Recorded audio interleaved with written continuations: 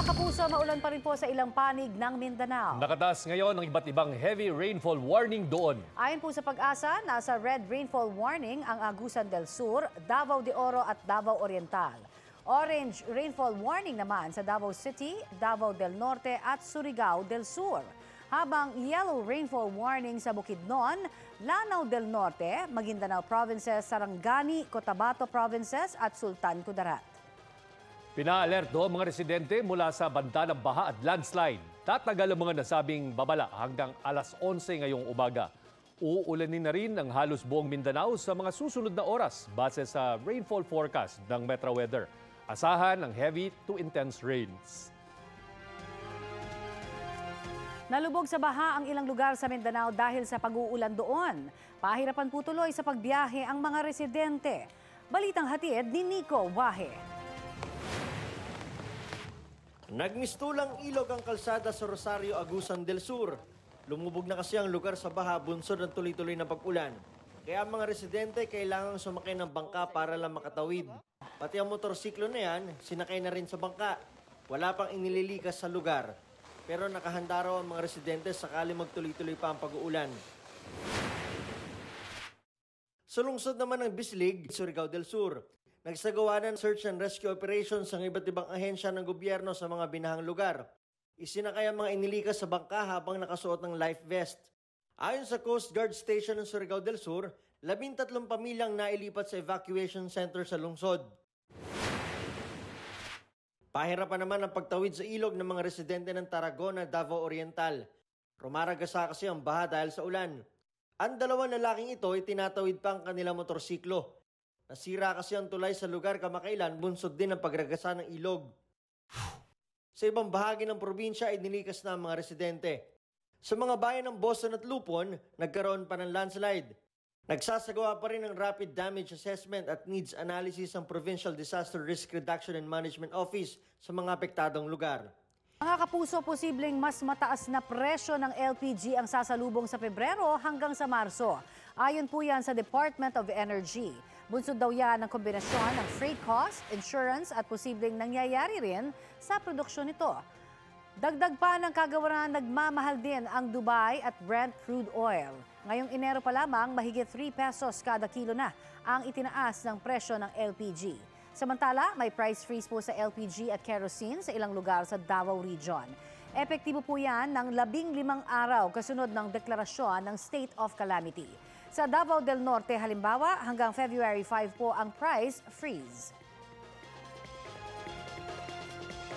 Arestado ang isa umanong miyembro ng Dugo-Dugo Gang dahil sa panloloko at pang-scam online. Ang sospek gumawa pa ng dummy account gamit ang pangalan at pagkakakilanlan ng isang vlogger. Balitang hatid ni Bam Alegre. Ang Facebook page sa kaliwa, profile ng vlogger na si Francis Chris Valencia. Verified ito ng Facebook. Pero ang nasa kanan, kahawig lang, pero isang second-rate trying hard copycat na Facebook page. Kung ano ang post ng Orig, plakadong-plakado ang kopya ng dummy account. Pero hindi lang ito simpleng panggagaya. Ginamit umano ang social media page na ito para sa modern at online version ng modus operandi ng Dugo-Dugo Gang. Isa yung panloloko kung saan magsasagawa ang scammer ng identity theft para manloko at makakuha ng pera at mahalagang ari-arian sa mga kaanak at kaibigan ng kinopyang personalidad. Scammer, no, na gumagaya ho ng aking identity, yung pangalan ko, picture ko, dahil isa po kong vlogger, nagagamit po sa panloloko ng maraming tao. Now, last week, na kapag nakakuha po ng 7,000 pesos dun sa aming kasambahay, itong nagpretend po na ako, no? At sabi ko nga doon sa aming kasambahay, huwag munang i-block at baka nga may possibility na mahuli natin yung gumagaya dun po sa aking profile.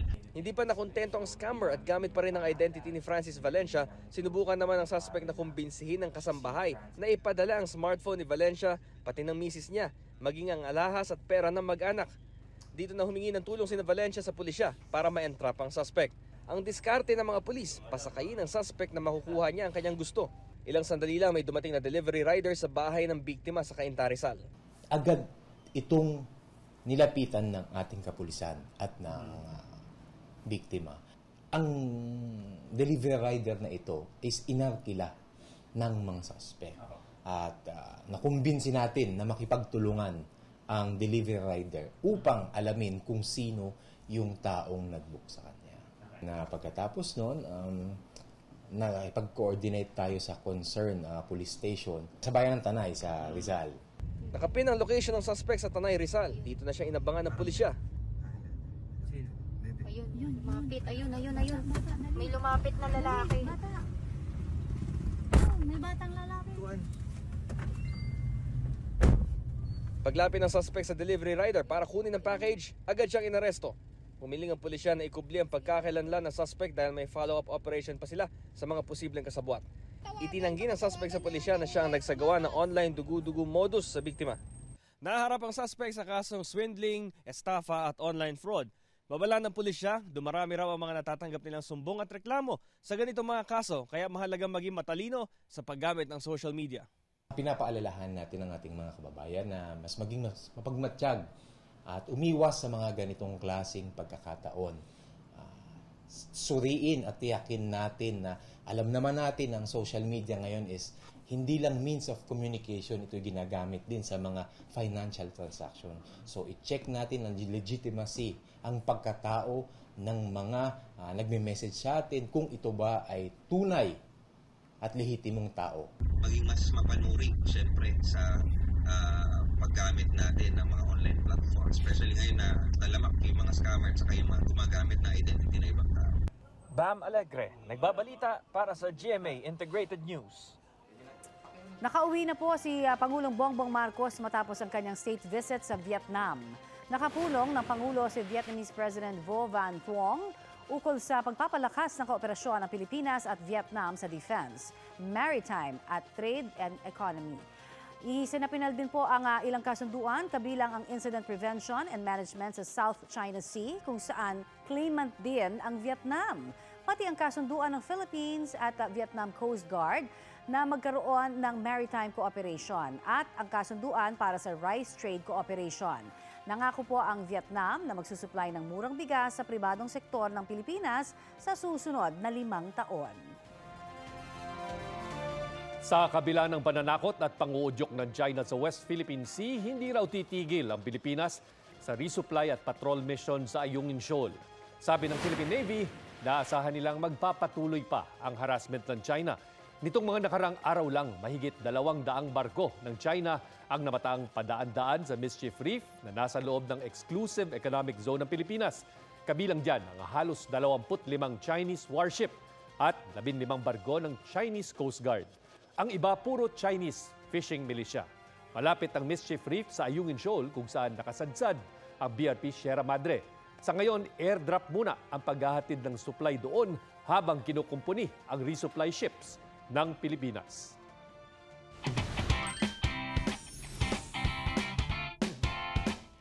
Good job ang dalawang Pinoy surfer sa 2024 World Surf League La Union International Pro. Nanguna sa men's shortboard QS 3000 si John Mark Tokong. Nakakuha siya ng 17.90 points. Sunod siyang lalaban sa Challenger Series bilang unang Pilipino sa kompetisyon. Sa men's longboard LQS 1000 category naman, panalo si Rogelio J.R. Esquivel. Nakakuha naman siya ng 18 points. Ginanap ang torneo nitong January 22 hanggang 28 sa Orbis Tondo Beach sa San Juan, La Union. Good job, Mark at JR. Ilang insidente ng pang-hold up ang nahulikam sa isang barangay sa Maynila. Una, ang isang lalaking nagwi-withdraw sa ATM na minatyagan, sinundan at saka hinarang ng 6 na sospek sakay ng 3 motorsiklo.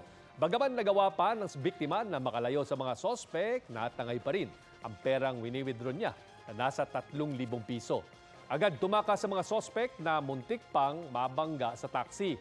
Ang lalaking biktima nagsumbong sa barangay hall. Nahulikam din ang pang-hold up sa isang naglalakad na dayuhan. Makikitang sinundan at inabangan ng mga sospek ang dayuhan malapit sa kanto ng Taft Avenue. Nang makuha na o makakuha ng tiyempo, mabilis niyang hinablot ang dalang cellphone ng biktima sabay takas patungong Pasay area. Sinubukang panghabulin ng dayuhan ng sospek pero bigo siyang maabutan ito. Nangako ang Manila Police District na hahanapin ang mga magnanakaw na nakatakas. Nai-report na pabalik sa Japan ang 8 Hapon na nagtago sa Pilipinas matapos masangkot sa pang-scam sa kanilang bansa. Balitang hatid ni Salima Refran. Bantay sarado ng mga kawani ng Bureau of Immigration at ng Japanese Embassy ang 8 Japanese nationals na dineport pabalik ng Japan. Ang 8 ay sangkot sa serye ng iba't ibang pagnanakaw sa Japan. Hindi po sila kasama doon sa Luffy Group. However, parehas po yung modus operandi nila. So they were doing telephone scams, credit card fraud. Para makapagtago sila na maigi, dito sila pupunta sa Pilipinas. Natagalan raw ang deportation sa kanila dahil sa mga pending na demanda may case sa korte kung saan naghahain sila ng kaso sa kanilang mga sarili para mapatagal ang kanilang pananatili sa bansa. Na-dismiss na rin ang mga kasong ito kalaunan. A lot of them were found to be simulated, fake, fabricated. Kagaya po ng mga kaso sa violence against women. Salima Refran, nagbabalita para sa GMA Integrated News.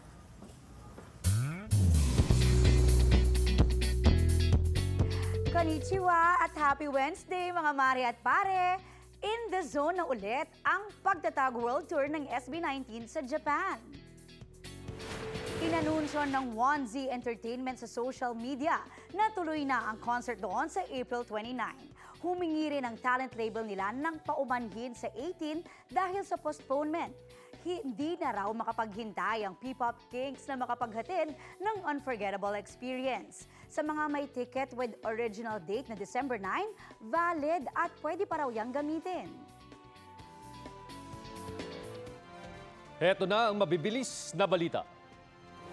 Patay sa engkwentro ang 3 pulis sa Santa Margarita, Samar. 4 pang pulis ang sugatan. Sa bisa ng warrant of arrest, huhulihin sana ng mga pulis sa mga umano'y miyembro ng Ampoan Criminal Gang ng magkabarilan. Inaalam na kung may nasawiring miyembro ng criminal group. Arestado naman sa buy-bust operation ang lalaking nagbebenta ng iligal na droga sa Dato Odinsinsuat, Maguindanao del Norte. Nakuha sa kanya ang mahigit 50 gramo ng shabu na tinatayang nagkakahalaga ng mahigit 370,000 pesos. Paliwanag ng sospek, nagawa niyang magbenta ng droga dahil sa impluensya ng mga kaibigan. Mahaharap siya sa reklamong paglabag sa Comprehensive Dangerous Drugs Act.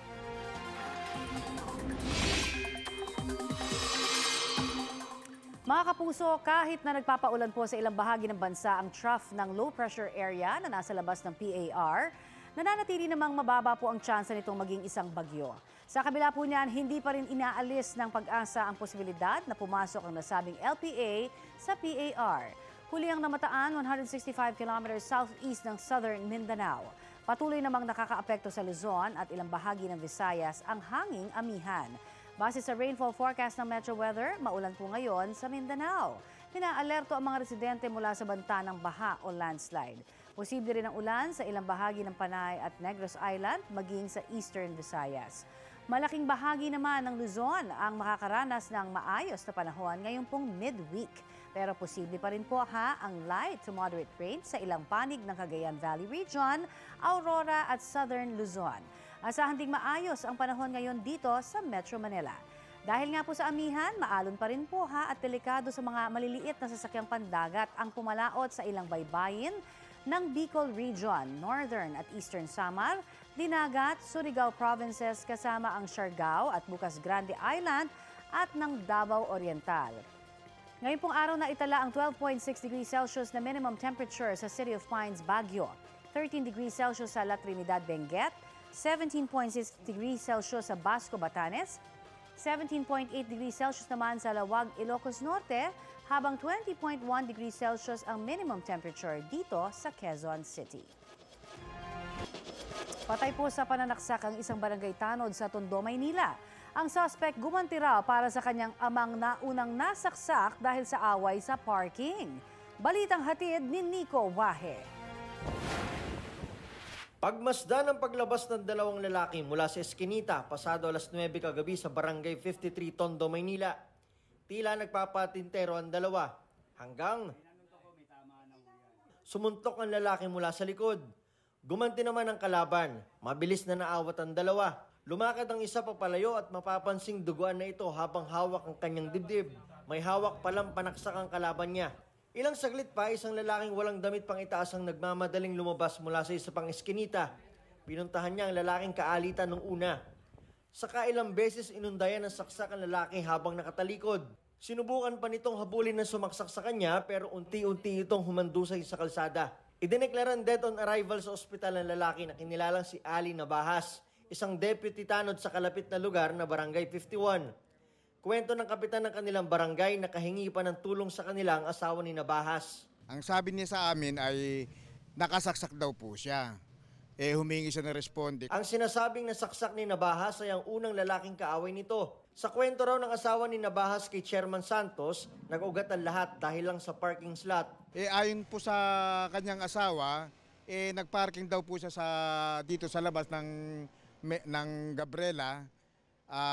Parang pinapaalis siya na nagagalit na agad naman din na sinabi nung pinatay, sandali lang kasi kaya siya pumupunta dyan, yung biyanan niya gabi-gabi pinapatakan ng mata. Ngayon, parang nagtalo sila, parang sa loob pa lang sa eskinita, nagkaroon na hindi pagkakaintindihan. Ang rumesbak naman at sumaksak kay Nabahas ay anak na nasaksak niya. Yung tatay ata nasaksak ata malapit sa puso. Ngayon, nakita nung anak, ang anak umalis, pumunta dyan sa may eskinita, pagbalik, may dala ng kutsilyo. Depensa naman ni Chairman kung bakit may dala ring patalim ang tanod niya. Siguro, bilang tanod, baka self-defense niya sa sarili niya. Kasi alam niyo naman po, ang tondo ito. Hindi natin maiwasan ang mga tao. Minsan medyo, yan nga, kakatulad nangyaring ganyan, medyo may mga pasaway. Siyempre, bilang tanod siguro, protection niya para sa kanya. Nakatakas ang suspect habang nasa ospital naman ang nasaksak na tatay. Nico Wahe, nagbabalita para sa GMA Integrated News. Iginiit ni House Speaker Martin Romualdez na tagapayo lang siya ng mga nangunguna sa People's Initiative para sa charter change. Kasunod po yan ang revelasyon ni Senadora Amy Marcos sa hearing ng Senado na nakapulong ni Romualdez ang ilang nangunguna sa People's Initiative. Sa litratong ipinakita ni Marcos, magkasama sina Romualdez at lead convener ng grupong pirma na si Noel Oñate at ilan pang miyembro ng grupo. Kinumpirmahan ni Romualdez ang pulong na nangyari sa kanyang townhouse. Pero anya, purely advisory ang kanyang partisipasyon at hindi pinamumunuan ang signature campaign. Iginiit din niya na wala siyang kinalaman sa anumang illegal na aktibidad tulad ng pagbili ng pirma. Ang grupo naman ni Oñate, iginiit na ang grupo pa rin nila ang nangunguna sa People's Initiative. It's very clear that Speaker Martin Romualdez is supporting your group po. He is all out behind the People's Initiative. Is that correct? Yes, we coordinate with the Speaker and the Thank you very Congressman much, in and I'll, getting the 3% per congressional district. Parang naguguluhan ako. Kinukumpirma na politicians' initiative tulad ng sinabi ni Senator Bato. Hindi naman po. Tumutulong lang sila. Pero kami ang nasa forefront ng pagpapapirma. Oo. Wala namang, palagay ko, wala namang masama na tumanggap ng tulong sa mga Madam congressmen. Isinusulong ng Amerika sa Pilipinas ang pag-iimbak ng kuryente mula sa renewable energy. Malaking tulong daw yan sa pagpapalakas ng industriya ng semiconductor at para maiwasan ang malawakang brownout. Balitang hatid ni JP Soriano. Ilang linggo matapos ang isa sa pinakamatinding power outage o brownout sa malaking bahagi ng Western Visayas, isinusulong ngayon ng Amerika ang kooperasyon sa Pilipinas para makapag-imbak ng kuryente sa pamamagitan ng renewable energy. We have a place, a country, the Philippines, that is tailor-made for renewable energy. You've got all the sun you could ever want. You can more wind than you probably ever wanted. That you can turn a vulnerability into a competitive advantage, and in doing so, attract the energies of the future. Ito raw ang isa sa mga napag-usapan ni na U.S. Undersecretary of State for Economic Growth, Energy, and the Environment Jose Fernandez nang makapulong niya ang mga opisyal mula sa Department of Energy. pero paano kung may mga bagyo at walang araw o kaya'y walang masyadong hangin? May solusyon din daw dyan, ayon kay Fernandez. Battery storage, that's also part of the solution. Hindi lang daw solusyon sa malawakang brownout ang renewable energy. Susi rin daw ito para mas maraming kumpanya sa Amerika at iba pang bansa ang mamuhunan sa Pilipinas, partikular sa semiconductor industry. Nauna nang nagkasundo ang Pilipinas at Amerika sa isang Civil Nuclear Cooperation Deal na napirmahan noong nagpunta sa Amerika si Pangulong Bongbong Marcos at nakapulong si US President Joe Biden. Ang usapin sa Civil Nuclear Cooperation Deal ng dalawang bansa, umuusad na rin daw ngayon. JP Soriano, nagbabalita para sa GMA Integrated News. Lumago po ng 5.6% ang ekonomiya ng Pilipinas noong 2023. Batay po sa datos ng Philippine Statistics Authority, mas mababa ito kumpara noong 2022 at 2021. Hindi rin ito naabot ang target ng administrasyon na 6 hanggang 7% na pagtaas ng gross domestic product para sa 2023. Ayon sa PSA, nakaambag ng malaki sa GDP growth ang wholesale and retail trade, repair of motor vehicles and motorcycles, at construction.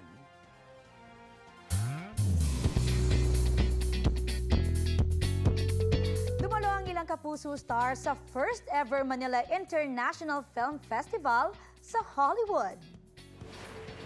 Proud na rumampa sa red carpet sa Los Angeles, California si Sparkle star Isabel Ortega. Si Isabel ang representative ng 2023 Metro Manila Film Festival Best Picture na Firefly.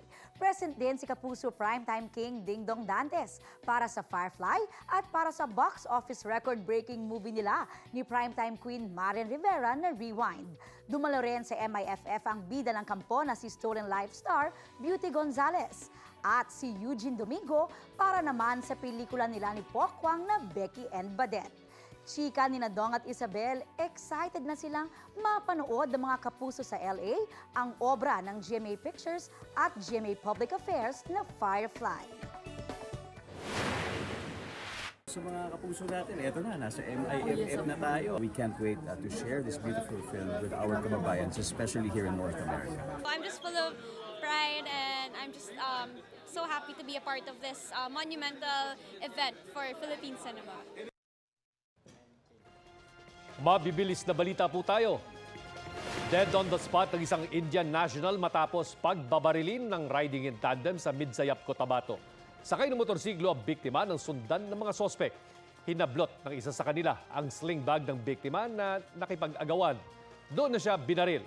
Sugatan naman ang angkas ng biktima. Tinutugis pa ang mga sospek. Nasunog ang storage facility ng isang pabrika ng foam sa Carmen, Davao del Norte. Sa CCTV ng establishmento, nakita ang pagpasok ng isang empleyado ng factory na may dalang pangsindi bago magsimula ang apoy. Nahuli rin ang empleyado na umamin sa krimen. Ayon sa kanya, nagalit siya matapos mailipat sa ibang departamento kahit na umaapila siya. Hindi bababa sa 26 na milyong piso ang tinatayang halaga ng mga ari-ariang nasunog. Nasa kustodiya na ng pulisya ang sospek na mahaharap sa reklamong arson. Sa gitna ng palitan ng pahayag, nanawagan si dating Pangulong Rodrigo Duterte sa kanilang mga taga-suporta ni Pangulong Bongbong Marcos na huwag mag-away. Hindi naman daw kasi sila nag-aaway ng Pangulo. Ang mainit na balita hatid ni Argel Relator ng GMA Regional TV 1 Mindanao.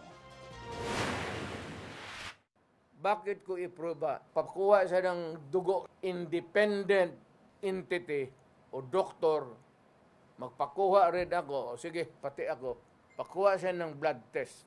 Ito ang hamon ni dating Pangulong Rodrigo Duterte kay Pangulong Bongbong Marcos matapos sabihin ni House Speaker Martin Romualdez na maglabas ng pruweba ang dating Pangulo sa akusasyong gumagamit umano ng iligal na droga si Pangulong Marcos.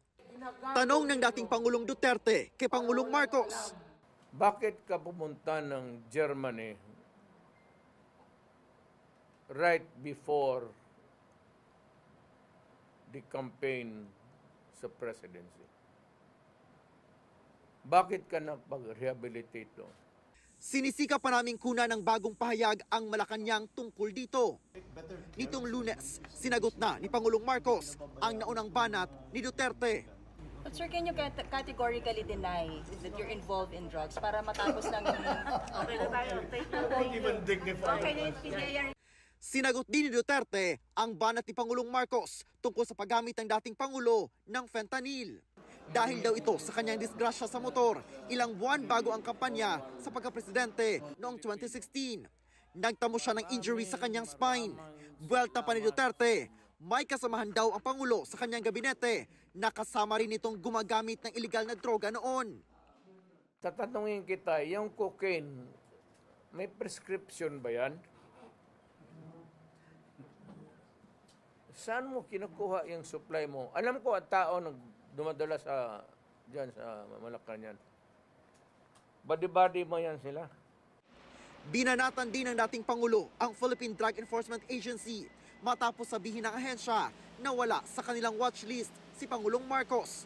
Itong mga PDEA na itong mga ugok na to, sino ba nung PDEA magbigay ng... Ikaw ang PDEA magbigay, sir, ito yung record mo doon sa narco.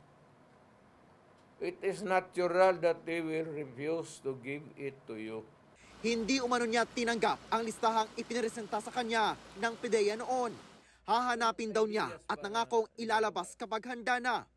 Sinisika pa naming makuha ang bagong reaksyon dito ng PDEA.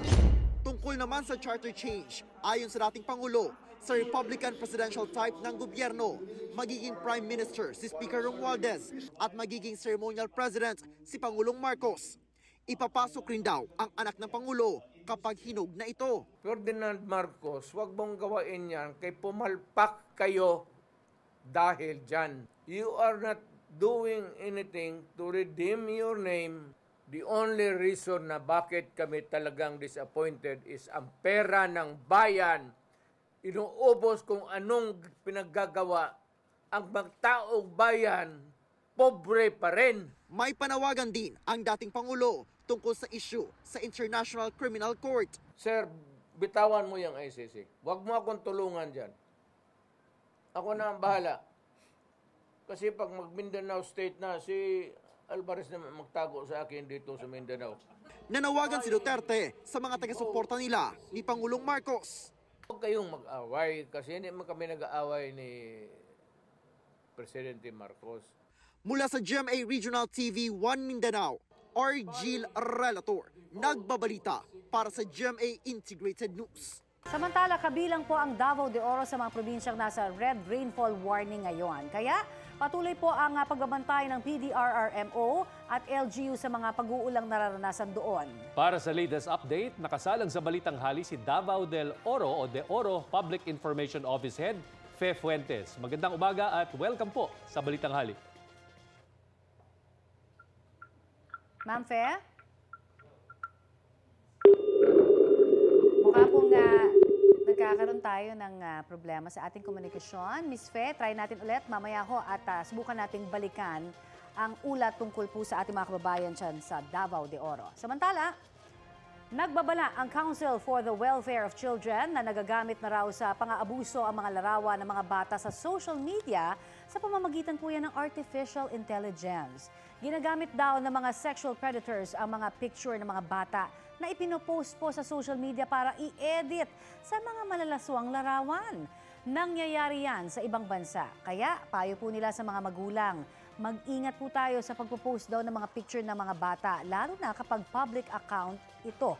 Kailangan din daw bantayan ng mga magulang at guardian ang website na may access ang mga bata, pati ang mga kausap nila online. Kinwestiyon ng Kamara ang pagpapasara ng Philippine Charity Sweepstakes Office o PCSO sa 2,000 loto outlet sa bansa. Ayon sa isang loto agent, hindi raw sila naabisuhan na isasara na ang kanilang mga outlets. Hinala rin nila pinapaboran ng PCSO ang e-loto. Itinanggi naman yan ng PCSO. Paliwanag nila, ipinasara ang mga loto outlet dahil hindi raw umabot sa sales target.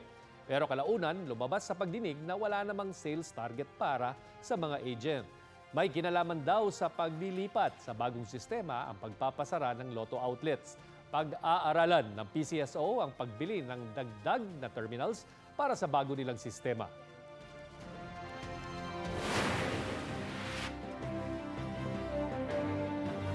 On air at online, nanguna ang GMA Network para sa buong 2023.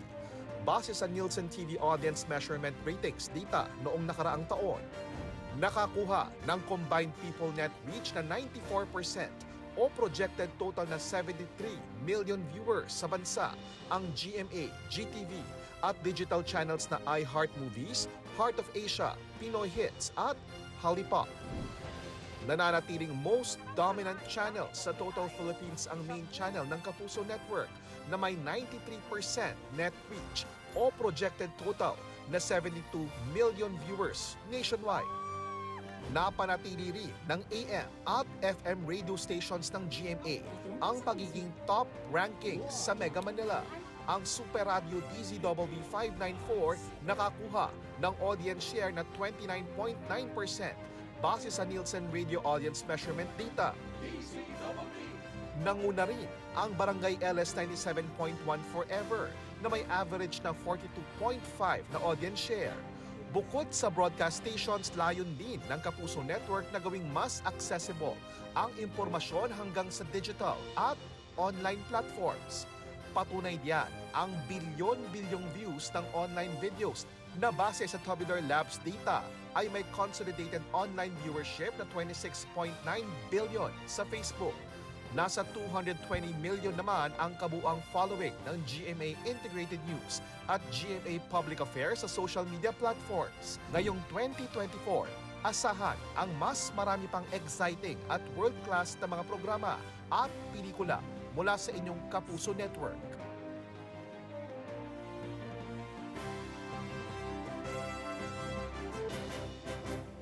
Balikan po natin si Davao de Oro Public Information Office Head Fe Fuentes. Magandang umaga po sa inyo, ma'am. Yes, good morning po. Si Connie Season po ito kasama si Chino Gaston at kami ho ay makikikamusta lamang sa lagay po ng panahon dyan sa Davao de Oro ngayon, ma'am. Ma'am Fe? Ma'am Fe?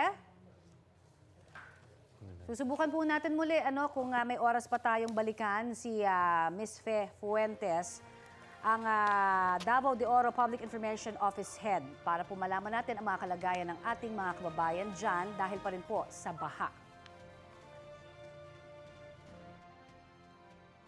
Kung may itigil ang kasal, ayan, mga linyahan yan sa mga teleserye, may kwelang wedding line din ang isang lalaki sa Goa, Camarines Sur. I'm not the groom! Yan ang hirit ng wedding coordinator na si Junjan Pakay. Sa kasal kasi ng kliyente niyang sina Loie at Mary Joy Cinco, spotted siya sa ilang pictures na buhat-buhat si bride. Akala tuloy ng ilang netizens, siya ang groom na ikinasal. Paglilinaw naman ni Junjan, hindi niya balak agawan ng moment ang newlyweds. Umulan daw kasi noon at naging maputik ang daan, kaya to the rescue siya. Kwento naman ng bride na si Mary Joy, binuhat siya ng wedding coordinator dahil nagmamadali na sila papuntang reception. Hirit ni Mary Joy, mas naging memorable ang kanilang kasal dahil sa nangyari. Pero sana raw, good vibes lang at huwag nang kantsawa ng kanyang mister. Oo nga naman. Tingnan ko nga ulit si wedding coordinator kung sing gwapo ni groom. Baka naman. Buti na lang magaan yung bride. Oo. Pero ang maganda nito talaga, dedicated si wedding coordinator. Yes, at saka chill lang. Wala tayong mga big issues pa na nangyari dahil dyan, di ba? Oo, yun nga lang, talaga nagpasintabi siya. Hindi siya ang groom. Kasi nga naman, di ba, buhat bagong kasal. Oo nga naman. Crossing the threshold. Pero pa yung mga nandoon ba, hindi ba nila kilala kung sino yung pinuntahan nilang groom? Baka may ibang guest na hindi kilala. Ayun. Congratulations sa inyo. Best wishes. Congratulations din sa wedding coordinator. Ayun naman. Isang bus ang pumapasada sa Quezon City, hindi para kumuha ng pasahero, kundi para magsilbing classroom ng mga estudyante. May ulat on the spot si Bernadette Reyes. Bernadette, anong bus yan? Chino, sa halip na magpunta sa paaralan, ay ang paaralan ang lumapit sa mga komunidad sa pamamagitan ng Education on Wheels. Hindi lang ito ordinaryong bus, Chino. Sa loob nito makikita ang mga upuan at mesa. Meron pang blackboard at meron ding TV. Ito ang nagsisilbing silid-aralan ng humigit kumulang 50 estudyante na kumukuha ng Bachelor of Science in Office Administration sa Polytechnic University of the Philippines. Ayon kay PUP President Manuel Muhi, flexible and distance education ang approach nila. Sa pamamagitan nito, hindi na kailangan gumastos ng mga mag-aaral para sa pamasahe. Dito rin makakaharap nila ang kanilang mga classmate na nakatutulong naman sa kanilang social interaction. Isang beses kada linggo nagkakaroon ng face-to-face classes ang mga mag-aaral. Sa ibang araw naman, nagkakaroon sila ng online classes. Umiikot ang Education on Wheels sa iba't ibang komunidad. Bukod dito sa Payatas, ginagamit rin ito sa Barangay Tatalon at iba pang komunidad kung saan marami mga mag-aaral ang hirap makapasok sa paaralan dahil sa mga hamong pinansyal. Chino, ito ang pagkakataon ng mga mag-aaral para sila ay makapagtapos ng kolehiyo at makamit ang pinakaasam na diploma. Chino?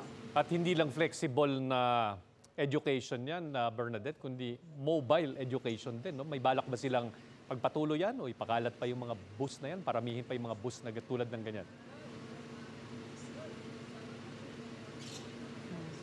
Alam mo, Chino, itong bus na nakikita nyo ngayon, nag-iisa lang yan na kanilang Education on Wheels. At isa nga sa hamon nila ay kung paano ito magiging sustainable. Kaya naman malaking tulong daw kung meron silang mga makakapartner na mga local government units na tutulong rin para nga maging sustainable ang ganitong klase ng programa. Chino? At sa kanilang tayaba, mas effective kapag medyo mobile na ilalapit sa mga estudyante ang mismong mga classrooms. Meron na ba silang pag-aaral na mas mainam ito kaysa sa regular classroom?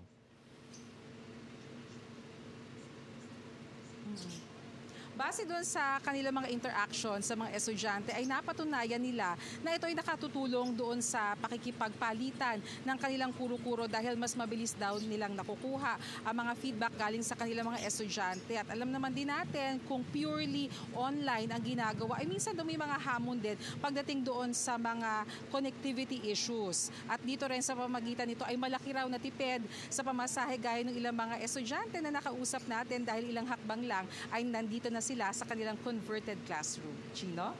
Tama rin yan, Bernadette, no? Dahil iba talaga yung face-to-face classes. Maraming salamat, Bernadette Reyes. What's up, madlang kapuso? Muling nagpasaya at nagpakilig ang OG Canto Boy sa It's Showtime stage.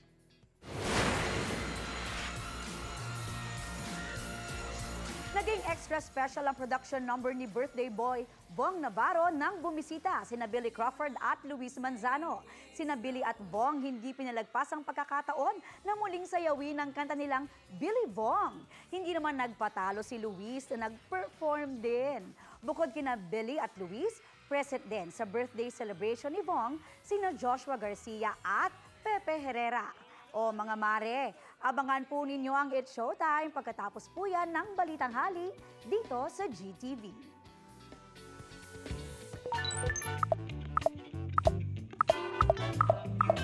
Sabi ng iba, hay, natapos din ang Enero. Diba? Mukhang hindi matatapos. Oo, huling araw na nga po ngayon ng January na para sa iba, pinakamahabang buwan. Ang sabi nga ng iba, parang umabot na raw tayo sa January 45 sa dami nang nangyari. Ang sabi kaya dyan ng ating mga netizens? Eto nga, yung pagod daw ngayong buwan ni Jael, para pang buong taon na. Para naman kay Barbie Peras, masayang naging January niya dahil nag-celebrate sila ng birthday ng anak niya. Kahit panay siyempre ang gastos, grateful silang may work pa rin sila ng kanyang mister. Oo, at hiling naman ni Ruel Sapiandante, sana wala mo ng taas presyo sa mga produktong petrolyo sa February. Si Iyang naman, ramdam na ramdam ang lamig. Ako, ramdam ko rin, lamig sa pagdating. Mga kapuso, makisali sa aming online talakayan sa iba't ibang issue. At syempre, kung may mga nais po kayong maibalita sa inyong lugar, mag-PM lamang ho kayo sa Facebook page ng Balitang Hali.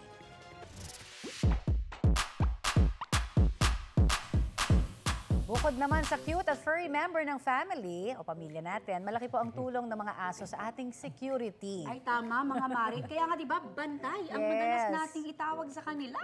Pero ang isang araw raw sa Tacloban, level up ang pagbabantay sa kabila ng kanyang size. Maliit man yung aso na yan, Maliit siya, ha? maliit siya. Meet Batiktik, ang walastik na alaga ni Jeneline Margate. Aesthetic ang balat at small ang sukat, pero wag niyo raw siyang smallin, ha? Certified service dog lang naman siya ng Philippine National Police. Ay, kwento nga ng fur mom niya, 6 months ang naging training ni Batiktik bago maging K9 unit.